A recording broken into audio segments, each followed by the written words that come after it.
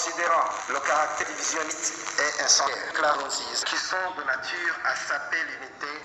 et des corps de déférés en particulier, observe avec désolation, violences qui ont déjà endeuillé des familles entières et provoqué d'autres physiques et morales des citoyens burundais, observant le cynisme et le sadisme ont caractérisé l'attitude de Pierre Nkurunziza à l'égard du peuple burundais en souffrance, l'intrusion des forces négatives et des groupes armés à la solde du pouvoir Nkurunziza qui se sont déjà montrées actives dans les relations en cours au Burundi, considérant l'utilisation des forces négatives au Burundi constitue une menace de déstabilisation grave non seulement du Burundi, mais aussi des pays voisins et de régions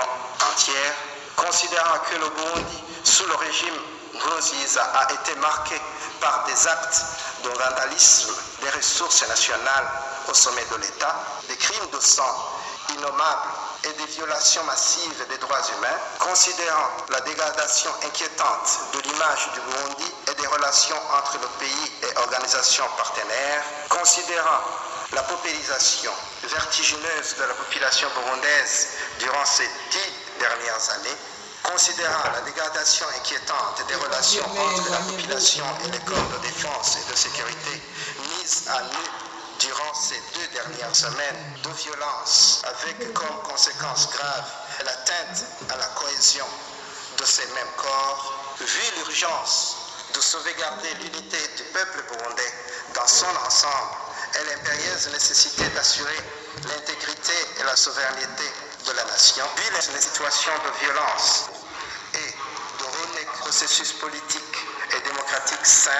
dans un climat sain, en toute indépendance et en toute intégrité, le peuple burundais décide de sauver sa très chère patrie et déclare: les forces vives de la nation décident de prendre en main la destinée de la nation pour parier à ce climat d'inconstitutionnalité dans lequel le Burundi est plongé. Les forces vives de la nation refusent avec vigueur et ténacité le 3e mandat du président Nkurunziza conformément à la Constitution et l'accord d'Arusha. Le président Nkurunziza Pierre est destitué de ses fonctions. Le gouvernement est dissous. Les secrétaires permanents des ministères assurent les affaires courantes des ministères. Il est demandé aux commandants des régions militaires, aux commissaires régionaux et aux gouverneurs de travailler main dans la main pour renforcer la sécurité de toute la population burundaise et de toute personne étrangère résidant en visite ou en transit au pays dans le strict respect des droits humains. Il est demandé à toute la population manifestant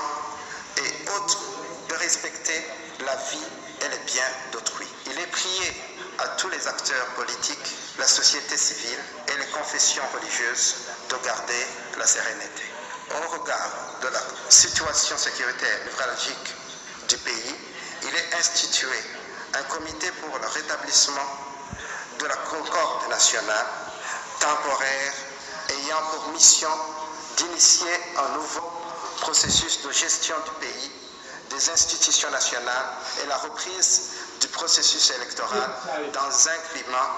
apaisé et sain. Le comité pour le rétablissement de la concorde nationale s'engage à travailler sans délai avec les acteurs politiques, la société civile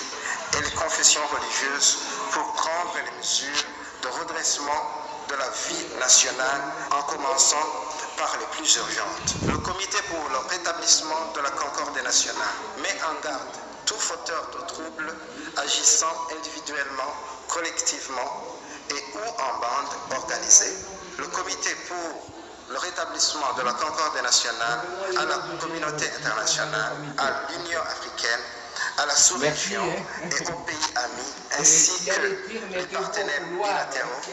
et multilatéraux, de continuer à soutenir et à accompagner le pays dans les moments particulièrement difficiles et les invite à soutenir les forces de défense et de sécurité engagées dans diverses missions de maintien de la paix. Le comité pour le rétablissement de la concorde nationale demande à tous les Burundais de se lever comme un seul homme pour soutenir cette action sanitaire. Ainsi fait et signé à Bujumbura le 13 mai 2015, président du comité pour le rétablissement de la concorde nationale, le général-major Niyombare Godefroid. Je vous remercie.